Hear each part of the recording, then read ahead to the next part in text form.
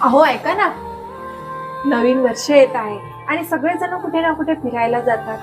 आपणही जाऊया ना कुठेतरी प्लीज. अगं तुझं बरोबर आहे, पण माझं शक्य होणार नाही. का शक्य होणार नाही? अगं मला ऑफिसचं खूप काम आहे आणि ऑफिसला सुट्टी पण नाही, त्यामुळे माझं बरं जमणार नाही. तुमचं नाही नेहमीच आहे, दरवर्षी काही ना काही काम सांगून टाळून देता. तुला एक वेळा सांगितलं समजत नाही काय? हा नाही समजत. मला जायचंय फिरायला. माझं डोकं खराब करू नको बरं. मला पहिलेच ऑफिसला जायला वेळ होतोय.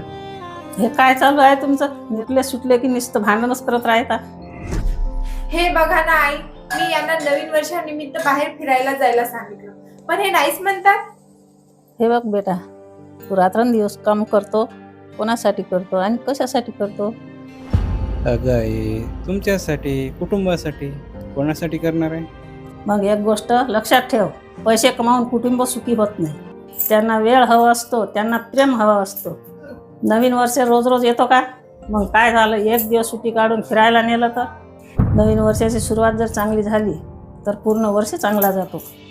होय, तू म्हणतेस ना ते खरं आहे. मी माझ्या कामामध्ये एवढं गुंतलो होतो की मी हिच्या भावना समजूच शकलो नाही.